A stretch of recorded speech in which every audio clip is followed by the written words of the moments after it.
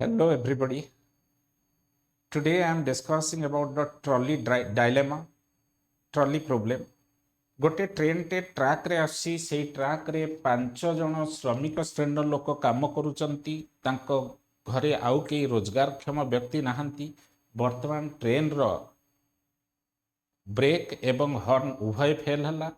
सीधा आसिले ट्रेन 5टा लोकंको ऊपर चढ़ी जीव, किंतु आउ गोटे ट्रैक अच्छी से ट्रैक रे गोटे पिलाटे खेलुछि।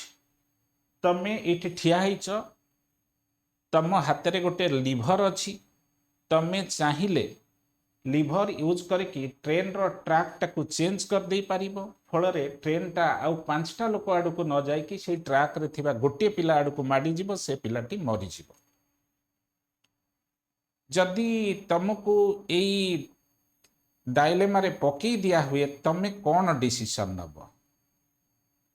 तम भितर अधिकांश पिला माने भाबुथिबो 5टा श्रमिक श्रेणीर लोक जार श्रम उपरे रोजगार उपरे तांको फैमिली चलुची, परिवार चलुची, से माने बंची जातु, गोटे पिलाटे मरी जाऊ। अधिकांश तम भितर एमती भाबुथिबो। वर्तमान प्रश्नटाକୁ ମୁଁ ଟିକେ ବୁଲେଇ ଦଉଛି, ପ୍ରୋବ୍ଲେମଟାକୁ ଟିକେ ବୁଲେଇ ଦଉଛି। ବର୍ତ୍ତମାନ କ'ଣ ହେଇଛି, ଟ୍ରାକରେ ଟ୍ରେନ୍ ଆସୁଛି, ଏଇଠି 5ଟି ଲୋକ ଅଛନ୍ତି, ଚିତ୍ର ଭୁଲ ରହିଛି। 5ଟା ଲୋକଙ୍କୁ ବନ୍ଧା ହେଇନି, ସେମାନେ ଫ୍ରିରେ ଅଛନ୍ତି, କାମ କରୁଛନ୍ତି, ଶ୍ରମିକ ଶ୍ରେଣୀର ଲୋକ। ତାଙ୍କ ଘର ହିଁ ତାଙ୍କ ପଇସାରେ ଚଳୁଛି, ତାଙ୍କ ଘରେ ଆଉ କେହି ରୋଜଗାରକ୍ଷମ ବ୍ୟକ୍ତି ନାହାନ୍ତି।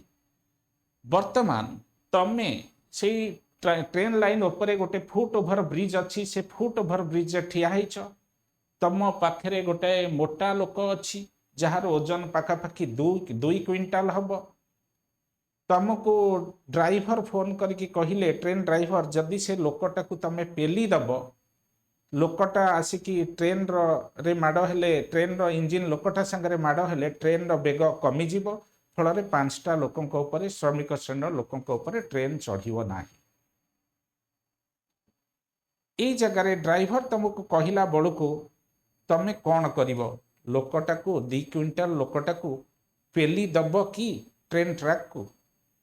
ये प्रश्न जो तुमको पचरा हब, तमें साइलेंट रहिबो, कहिबो नाई 5टा लोकंक ऊपर बरं चढ़ी जाऊ ट्रेन, गोटे इनोसेंट लोक न मरु। यार अर्थ होची एथिकल डायलेमा रे डिसीजन नबा सहज नुहे।